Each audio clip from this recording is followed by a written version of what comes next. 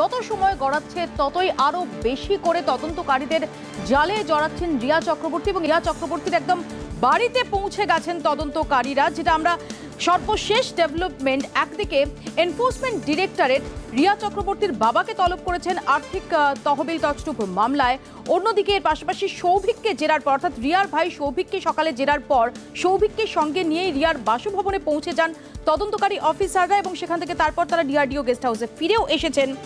মাদকযোগে কালি রিয়ার talent ম্যানেজারকে সমন করা হয়েছে, মামলা রুজু করেছে আলাদাভাবে এনসিবিও।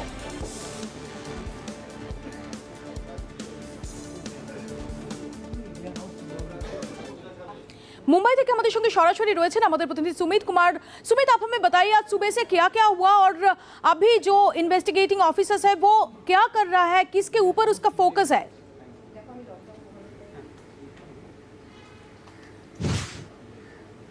देखिए, इस पूरे केस में सीबीआई के बाद ईडी ने पहले से ही मनी लॉन्ड्रिंग की जांच कर रही थी। अब नारकोटिक्स कंट्रोल ब्यूरो की जो टीम है वो शाम तक जो है मुंबई पहुंच जाएगी। दिल्ली से रवाना हो चुकी है टीम। और सबसे अहम बात है कि ड्रग एंगल की जांच जो है वो एनबीसी इस पूरे मामले में करेगी, क्योंकि कल देर शाम एनसीबी ने एफआईआर रिया चक्रवर्ती समेत 4 लोगों के खिलाफ एफआईआर दर्ज कर लिया था। फिलहाल सुबह से अगर सीबीआई की बात की जाए तो सीबीआई इस पूरे मामले में एक बार फिर से सिद्धार्थ पिठानी समेत 4 लोगों से पूछताछ कर रही है। और सुबह में रिया चक्रवर्ती के जो भाई हैं सौभिक चक्रवर्ती, उनसे भी पूछताछ सीबीआई ने की है। तो इस पूरे केस में जहां सीबीआई पूछताछ कर रही है, वहीं इस पूरे केस में ईडी भी मनी लॉन्ड्रिंग की जांच कर रही है। और इस ईडी ने इस पूरे केस में एक बार फिर से रिया चक्रवर्ती के पिता को सम्मन भेजा है पूछताछ के लिए। और सबसे अहम बात यह है कि बैंक लॉकर की चाबी भी जो है रिया चक्रवर्ती के पिता को कहा गया है कि आप लेकर आइए। और तमाम डॉक्यूमेंट्स भी ईडी ने मांगे हैं रिया चक्रवर्ती के पिता से। तो 3 तरफा एक तरह से पूरा रिया चक्रवर्ती उसका पूरा परिवार जो है वो घिरा हुआ है, क्योंकि इससे पहले ईडी जांच करी थी, सीबीआई जांच करी थी, अब नारकोटिक्स कंट्रोल ब्यूरो भी अब इस मामले में जांच अपनी शुरू कर दी है। तो शाम तक जो है दिल्ली से नारकोटिक्स कंट्रोल ब्यूरो टीम की जो टीम है वो मुंबई पहुंचेगी और इस पूरे मामले में अपनी जांच जो है वो शुरू कर देगी। रिया के साथ जो चैट जो ईडी को मिला था, जिसमें गौरव आर्या का नाम था, ड्रग कंट्रोलर बाकायदा उसे कहा जा रहा था, वो फिलहाल अभी गोवा में है और संभवतः वहाँ से उसे हिरासत में लिया जा सकता है। एनबीसी जो गोवा की जो टीम है वो उसे हिरासत में ले सकती है। जी तो सुमित, आप हमारे साथ बने रहिए, मैं फिर भी वापस आऊंगी आपके पास। शर्मिष्ठा गोस्वामी चट्टोपाध्याय আমাদের সঙ্গে রয়েছেন নিউজ রুমে। শর্মিষ্ঠা, একদিকে এনফোর্সমেন্ট ডিরেক্টরেট, অন্যদিকে সিবিআই, অন্যদিকে নারকোটিক্স কন্ট্রোল ব্যুরো, এই মুহূর্তে এই একদম ত্রিফলা কতটা চাপে রিয়া চক্রবর্তী এবং তার পরিবার?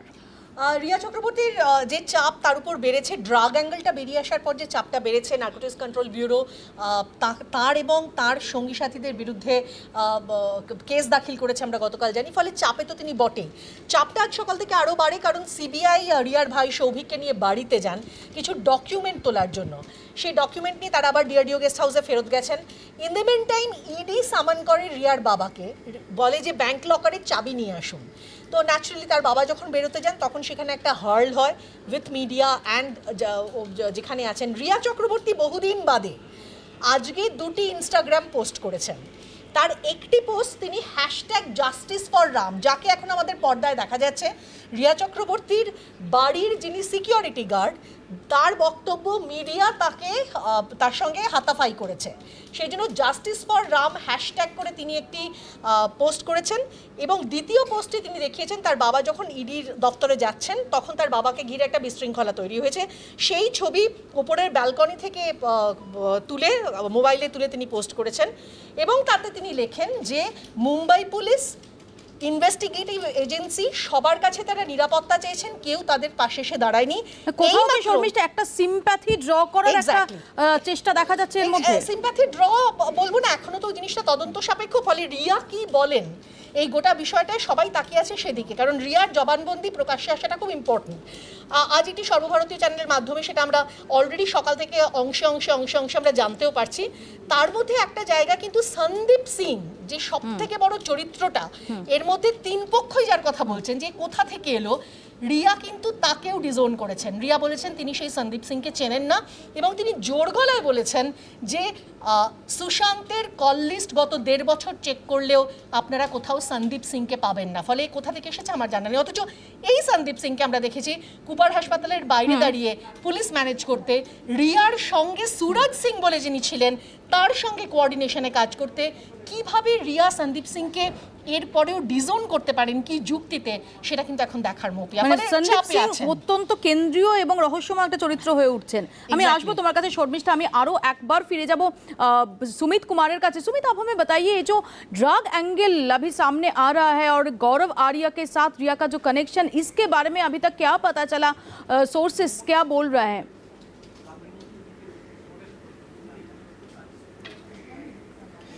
देखिए, नारकोटिक्स कंट्रोल ब्यूरो ने कल देर शाम 4 लोगों के खिलाफ एफआईआर दर्ज की है पूरे इस केस में, और आपराधिक मुकदमा जो है वो रिया चक्रवर्ती समेत 4 लोगों पे दर्ज किया गया है, जिसमें जो नाम है रिया चक्रवर्ती का है, गौरव आर्या का है, सैमुअल मेनंडा का है और जया का है। तो 4 लोगों के खिलाफ एफआईआर दर्ज कर ली गई है, और किसी भी वक्त हिरासत में गौरव आर्या को गोवा से एनबीसी की टीम जो है वो ले सकती है। हालांकि दिल्ली से जो टीम है वो एनसीबी की जो टीम है वो शाम तक मुंबई पहुंच जाएगी, उसके बाद आगे की कार्रवाई जो है वो की जाएगी। तो संभवतः एनसीबी जो है वो पूछताछ कर सकती है रिया चक्रवर्ती से, और जिस तरह से चैट ईडी के हाथ लगा था और ईडी ने उस चैट को एनसीबी और सीबीआई के साथ साझा किया था, तो संभवतः जिस तरह से सबूत हाथ लगे हैं इन तीनों एजेंसियों के, संभवतः एनसीबी भी गिरफ्तार कर सकती है रिया चक्रवर्ती को।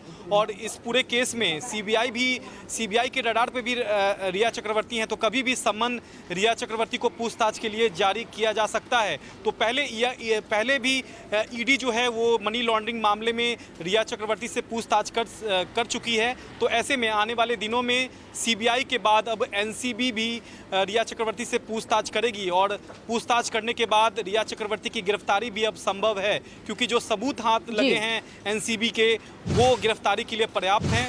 तो निश्चित तौर पर आने वाले दिनों में रिया चक्रवर्ती और उसके पूरे परिवार की मुश्किलें जो हैं वो बढ़ गई हैं, क्योंकि आज ही रिया चक्रवर्ती के घर पर बगल की जो महिला है वो पहुंची थी और आरोप लगाया था कि रिया चक्रवर्ती और उसका पूरा परिवार जो है सुशांत पर जादू टोना करता था, और 3 महीने जो है रिया चक्रवर्ती ने सुशांत को अपने घर पर रखा था। जब लंदन से सुशांत सिंह राजपूत जब वापस आए थे भारत, तो अपने घर पे 3 महीने जो है वो रिया चक्रवर्ती और उसका पूरा परिवार सुशांत सिंह को रखा था और जादू टोना बाकायदा किया था। तो कहीं ना कहीं जिस तरह से आरोप लग रहे हैं रिया चक्रवर्ती और उनके पूरे परिवार पर जो आरोप लग रहे हैं, उससे निश्चित तौर पर आने वाले दिनों में गिरफ्तारी जो है वो रिया चक्रवर्ती की संभव है।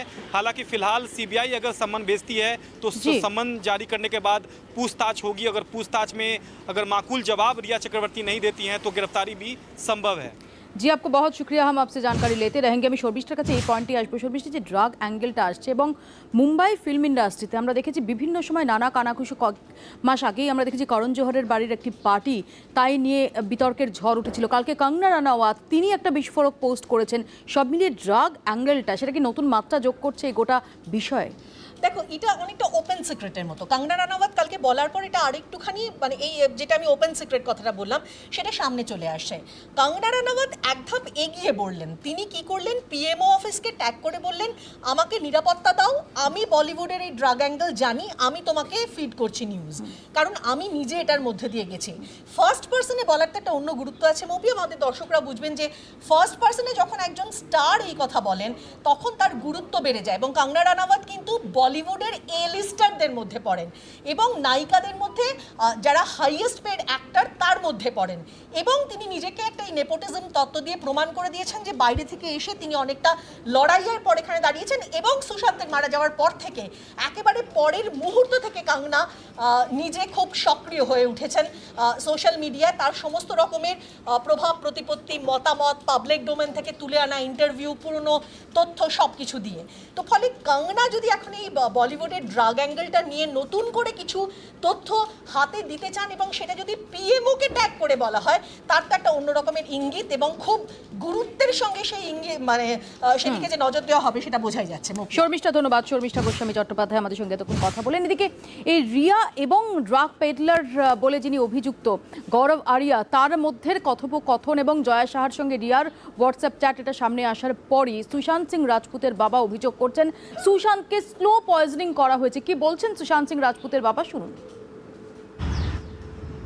रिया मेरे बेटे सुशांत को लंबे समय से जहर पिलाया करती थी, वो इसकी हत्यारी है। जांच एजेंसी को चाहिए कि रिया को और उसके सहयोगी को अविलंब गिरफ्तार करें और उसे सजा दिलाएं।